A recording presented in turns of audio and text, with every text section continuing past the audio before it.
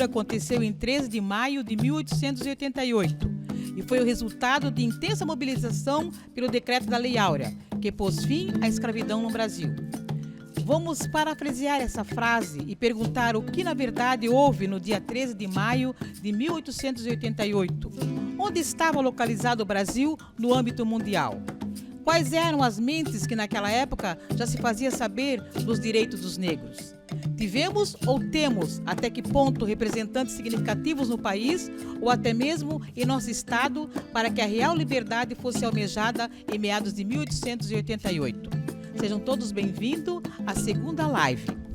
Os amigos vão se apresentar. Se apresente, por favor. Olá, Sônia. Olá, tudo bem? O meu nome é Jefferson. Eu sou professor licenciado pela Universidade do Estado de Santa Catarina e funcionário do Banco do Brasil.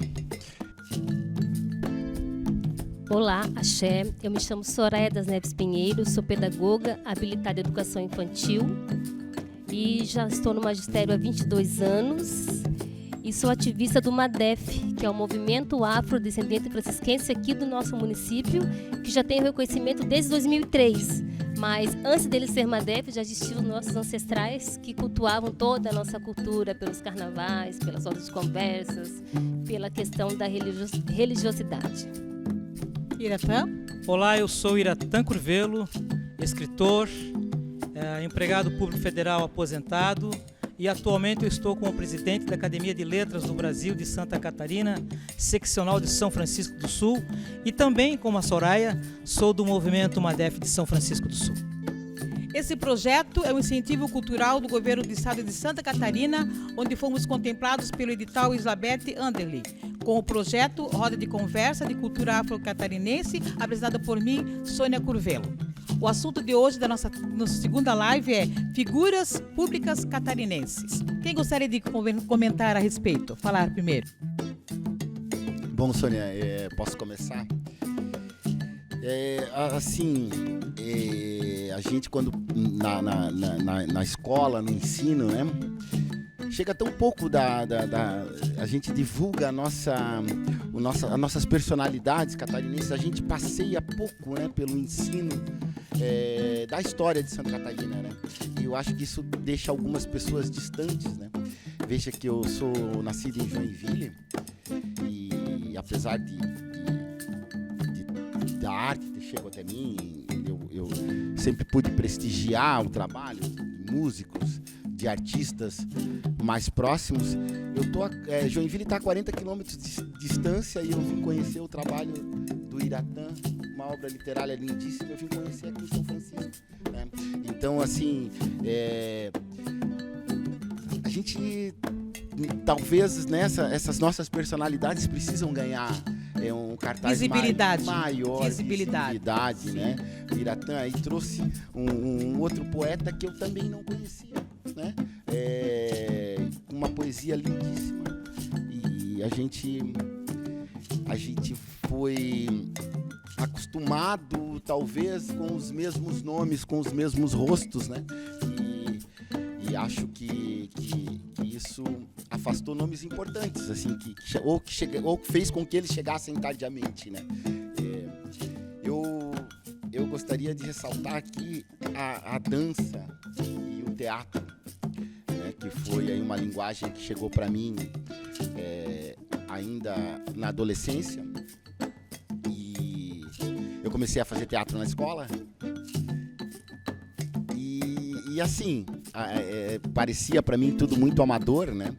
E eu lembro que a primeira vez, eu já tinha assistido algumas peças, mas a primeira vez que eu vi um ator negro brilhar assim no palco, depois ele veio se tornar meu amigo, o professor Robson Benta.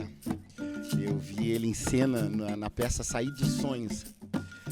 E eu achei sensacional, porque não só pelo trabalho do Robson. O Robson é um ator sensacional.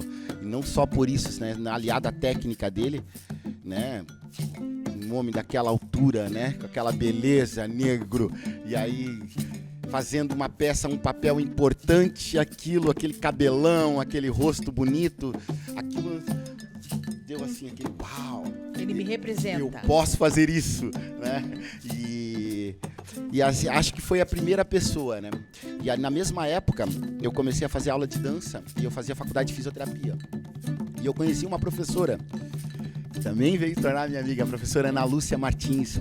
Ela era bailarina de um grupo em Joinville chamado Movimento em Actos Cênicos, dirigido pelo Lucas Davi. E a Ana Lúcia abriu assim os caminhos, né? Porque a amizade com ela foi muito boa nesse sentido. Ela me ajudou a conhecer a dança contemporânea, né? Não, olha, tem outra linguagem de dança que vai ficar legal, sabe? A gente, quando faz balé clássico, quando a gente costuma assistir um clássico de repertório, raramente a gente vê primeiros bailarinos negros, né? É raro mesmo, Raramente, né? Sim, raramente. Né? Os primeiros bailarinos, as primeiras bailarinas são negros. E eu me questionava disso, né? Eu tô fazendo balé clássico, mas na hora de dançar eu vou sempre estar lá no corpo de baile, parece, né? E aquilo, aí a Ana Lúcia falou, não, mas tem outros negros aqui, ó, assiste isso. Começou a me levar em alguns espetáculos e eu comecei a ver que tinha um outro caminho. Posteriormente isso foi crescendo. Veja, a Ana Lúcia era uma professora na rede pública, ela levou a dança para a rede pública municipal lá em Joinville, com o projeto Dança Escola. Que também é raro, né? Que também é uma coisa rara. Se aposentou e isso levou o nome dela e o nome de outras pessoas que estavam ali envolvidas com aquilo, né? Não à toa, depois ela iria vir a se tornar vereadora lá do município. E o Robson Bentham, ele chegou a atuar, ele me ajudou a conhecer melhor também um poeta catarinense famoso, mas que muitas vezes a literatura catarinense, a literatura da sala de aula passa meio que rapidamente, né, por cima do Cruz de Souza, né? A gente não... O mundo inteiro dá uma importância para o Cruz de Souza, para o simbolismo, para aquela poesia única que Cruz de Souza fazia, e a gente em sala de aula passa por aquilo tão modestamente, né?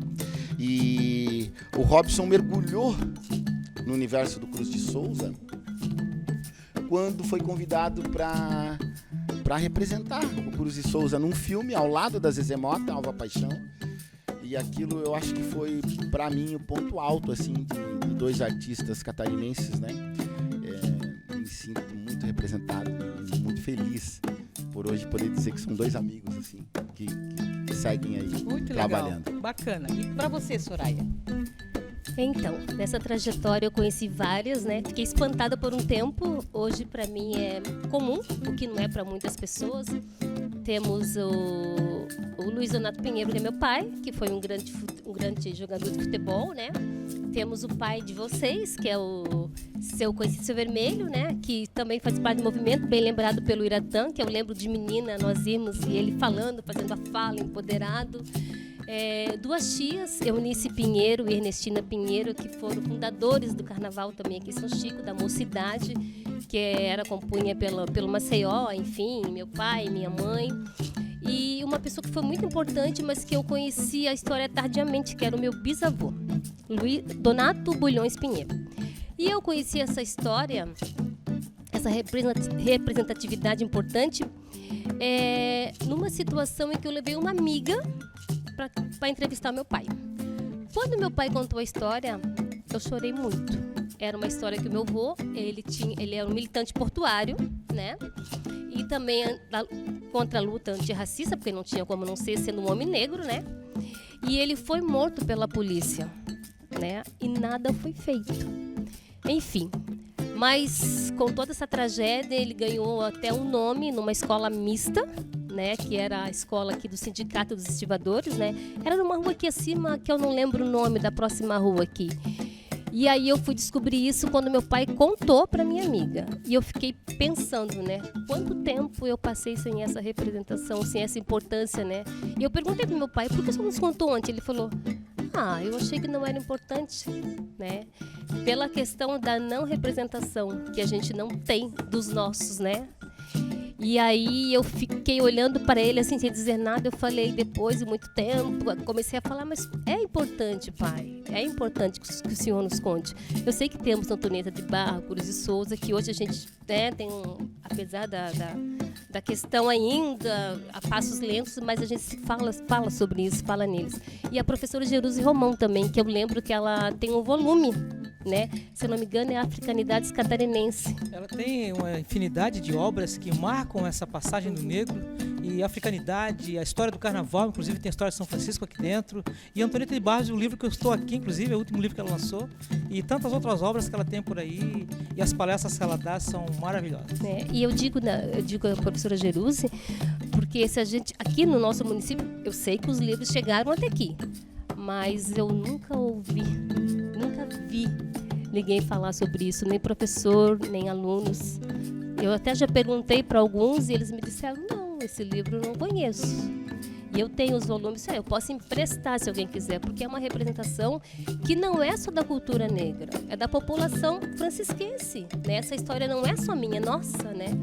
E enquanto a gente não perceber essa questão da representatividade francisquense, né, que também é negra e que é muito mais negra do que a soriana, do que a eurocêntrica, a gente não vai caminhar, né?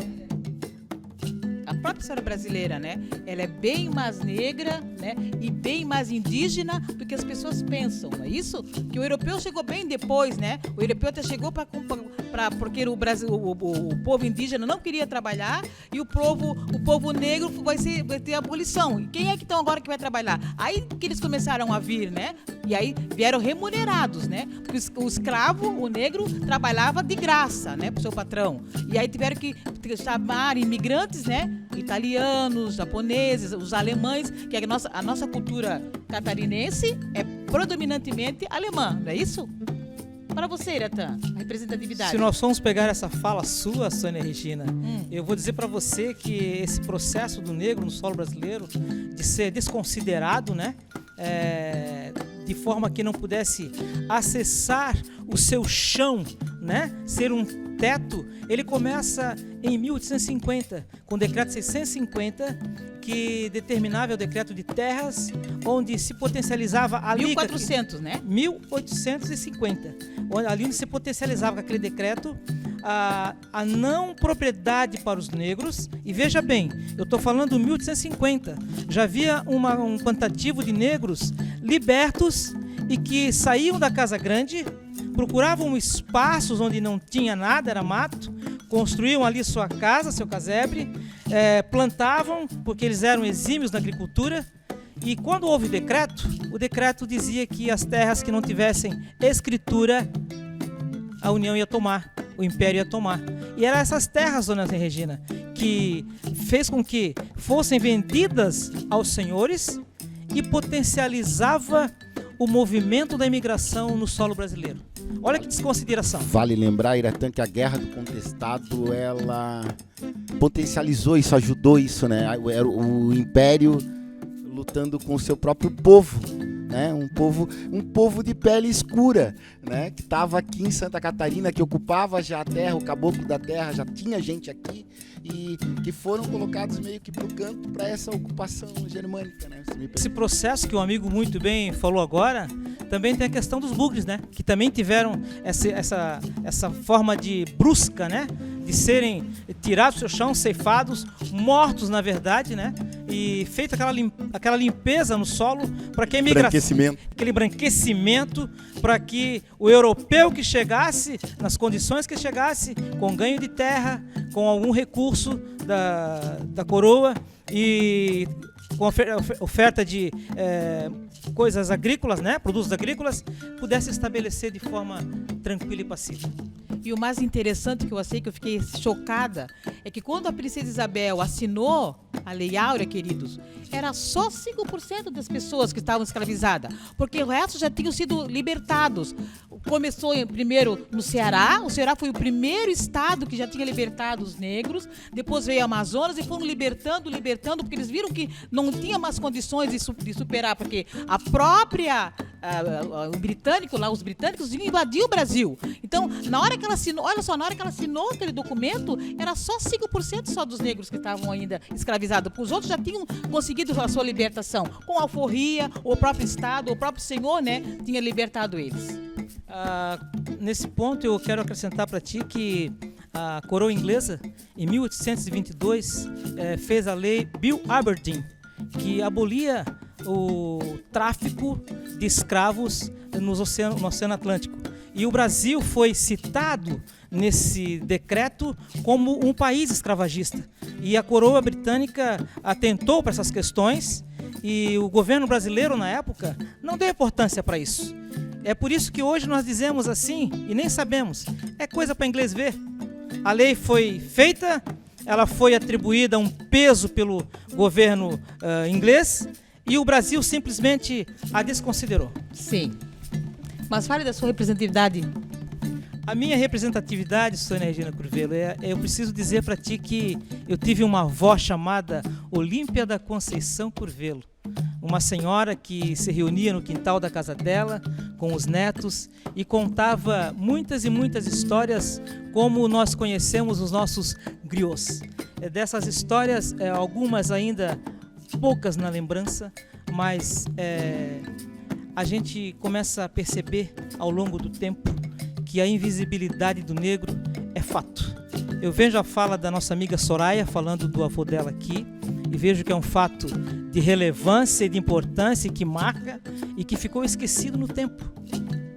Essa, Soraya, eu vou dizer para você, eu vim para São Francisco para escrever histórias sobre os negros. E essa história do seu avô, tenha certeza, é uma das histórias que eu vou querer escrever. Eu vou buscar subsídios, buscar informações para nós podermos reescrever e colocar o seu avô no lugar que ele merece, porque para mim ele também é um herói. E as minhas representações, que eu falo sempre, eu trago o poeta que foi esquecido ao tempo de uma forma muito grande. Foi o homem que trouxe o simbolismo para o Brasil, um simbolismo que era francês e que aqui reverberou por Cruz de Souza e Alfonso de Guimarães, e que na época o modelo era o parnasianismo. E quando trouxeram o simbolismo com as escritas do Cruz de Souza, que eram riquíssimas, as pessoas, os escritores que eram do parnasianismo, desconsideraram pela forma como inovadora de escrever e por ser escrita por um homem negro. É tanto que nós conhecemos muitos poucos escritores que ficaram no passado esquecidos. Gente que não foi visibilizada. É isso que nós precisamos fazer hoje aqui. Nós estamos em São Francisco do Sul para dar voz, vida e marcar a vida dessas pessoas, Soraya, que passaram por nós e deixaram um grandíssimo legado. Trago também a professora Antonieta de Barros, um ícone do magistério da educação, uma mulher que enfrentou um tempo difícil e foi pioneira em infinidades de frentes. Jornalista, a primeira mulher a dirigir um automóvel em Florianópolis. A história não conta isso, mas está registrado.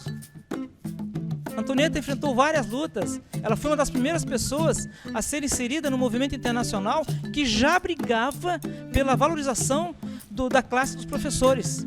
E ela foi alçada a ser a segunda secretária nesse processo, inclusive. E o feito maior é que foi a mulher negra, né, desconsiderada muito mais do que o homem, né, num tempo difícil. Ela foi eleita deputada estadual com 35.854 votos.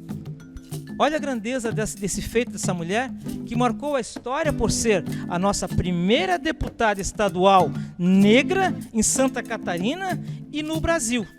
Isso naquele tempo é glorioso demais. Abre os olhos daqueles que querem alçar alguma coisa. E o marco maior de Antonieta, dentro do magistério, foi o decreto de lei do Dia do Professor, que marcou essa mulher. E hoje, o 15 de outubro, só existe por causa da Antonieta de Barros, nossa deputada estadual, que é marco em Santa Catarina e agora se encontra no panteão dos heróis da pátria.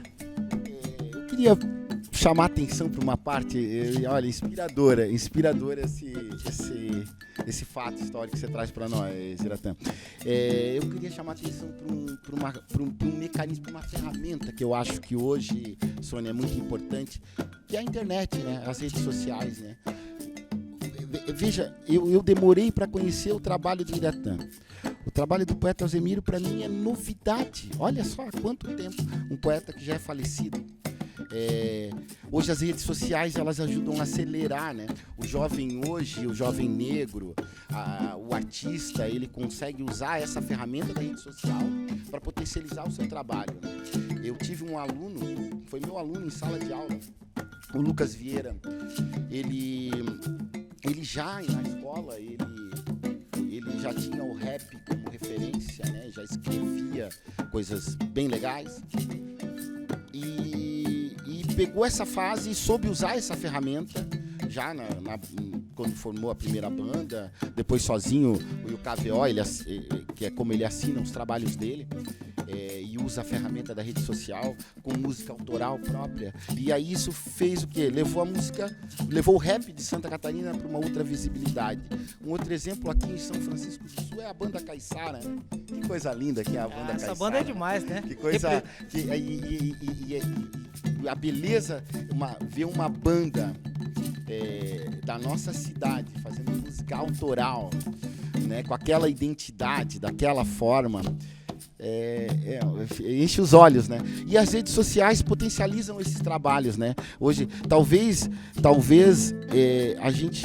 eles nunca chegassem aos olhos, os clipes que a banda Caiçara também gravou, talvez não chegasse ao conhecimento, né, do jovem lá em Joinville, aqui, porque a televisão não mostrava. Agora a gente não precisa depender dessa mídia, né, da televisão. Tem uma liberdade, né? Com a internet a gente tem essa liberdade, Sem né? dúvida. Eu acho que é uma ferramenta que a gente tem que usar, que os artistas devem usar para divulgar o seu próprio trabalho.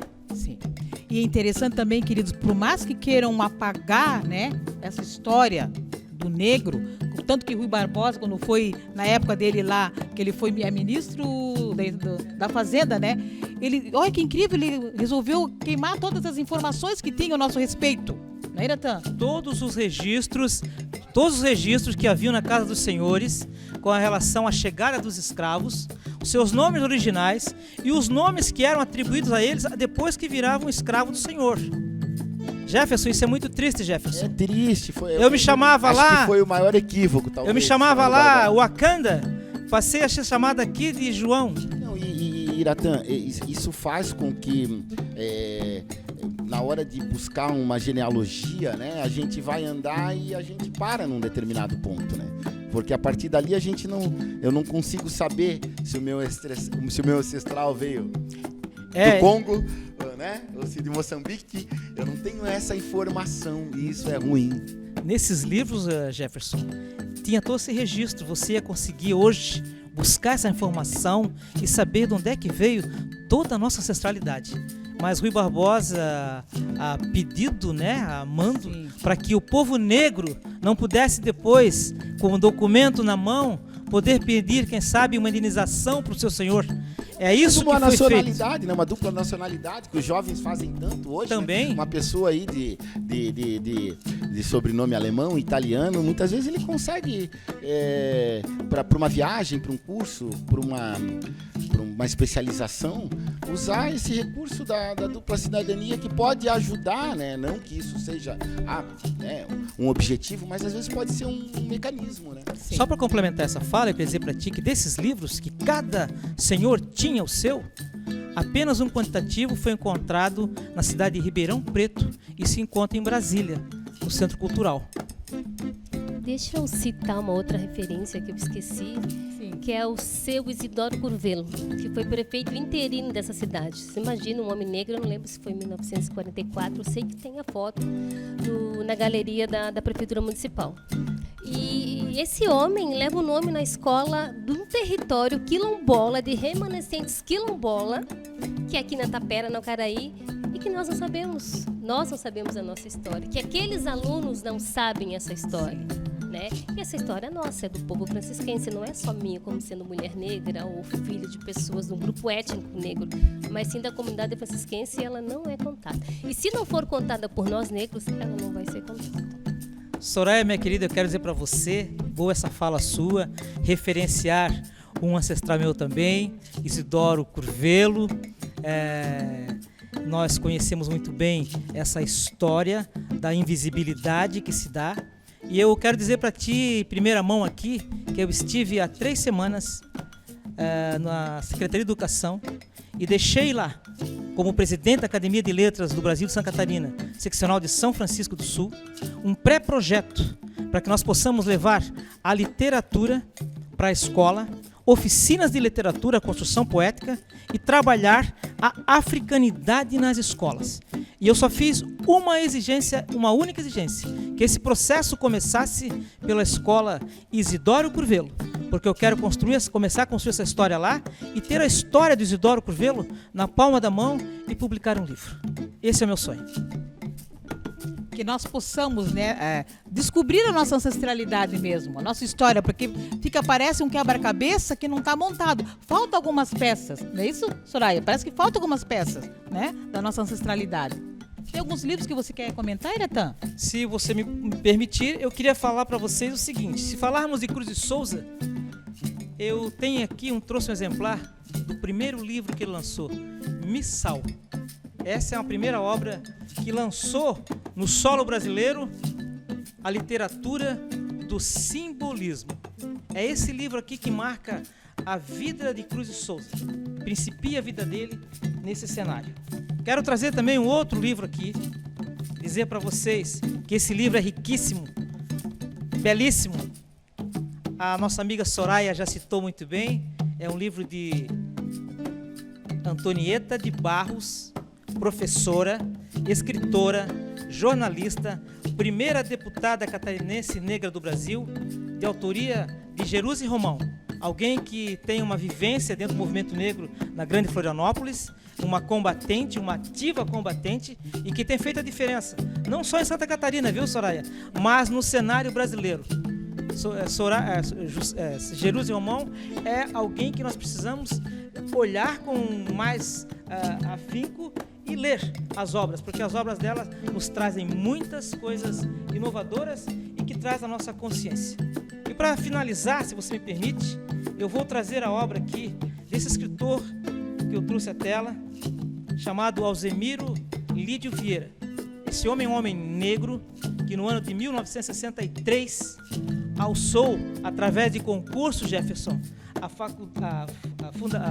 faculdade UFSC de Florianópolis. Ele foi o 11º funcionário da UFSC e ele entrou na Secretaria de Cultura, Departamento de Cultura, e lá ele começou a se construir como um escritor, foi coralista do coral da UFSC, foi parte do grupo de teatro Armação, que é um teatro em Santa Catarina, que abriu as portas para o povo negro, é bom que se diga isso.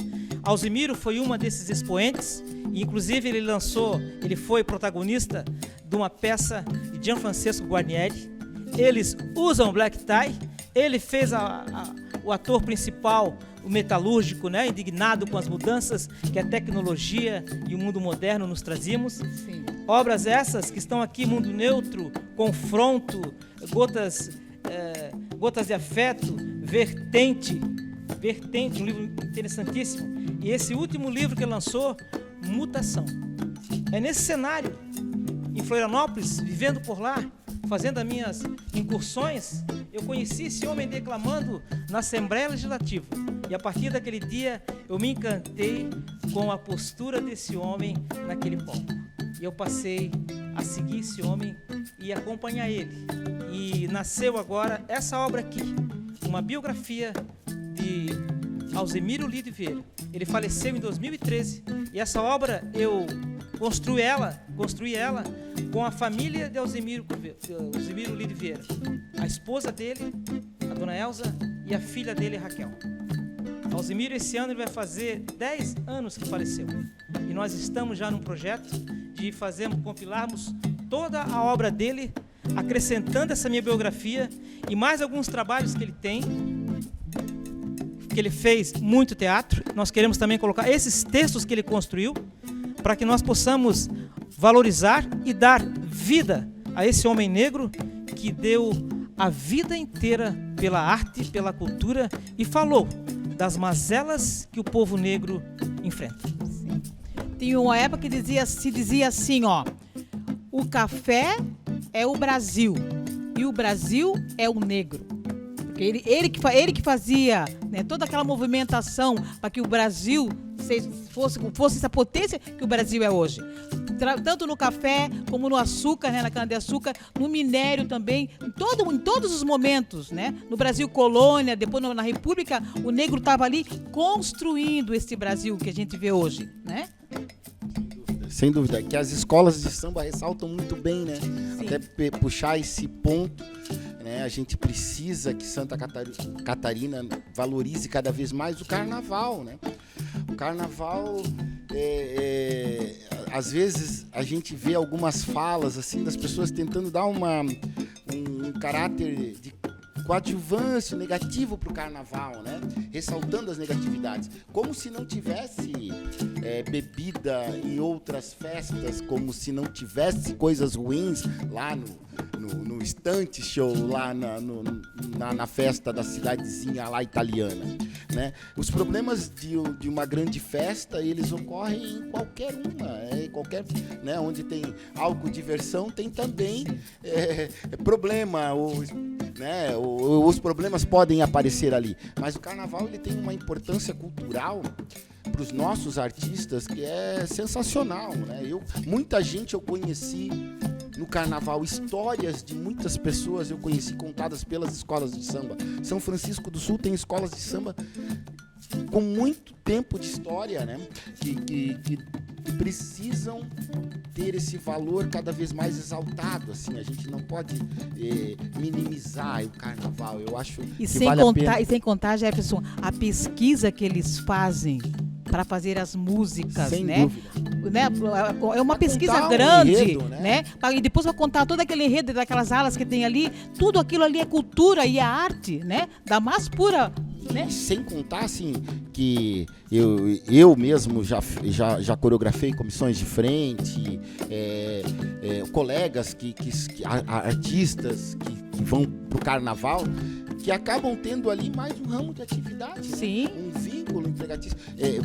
O presidente da Escola de Samba Unidos do Paulas, quando foi no desfile dele, ele chamou a atenção para essa importância de empregos que o carnaval gera, né? Sim. E acho que ele foi feliz quando ele fez isso, porque a gente esquece isso às vezes, né? A gente esquece que para ter aquele espetáculo tem pessoas que trabalharam ali o por ano muito todo, tempo, às vezes né? o ano todo, não é isso? Tem aqui uma diretora de escola de samba aqui que sabe o quanto isso é árduo, Sim, né? é trabalho. Que pode nos falar sobre isso, né, Jefferson? Trabalho, né? É trabalho. Eu vejo essas falas porque no carnaval o protagonismo é negro. Sim. E aí vem a incomodação, a inquietação.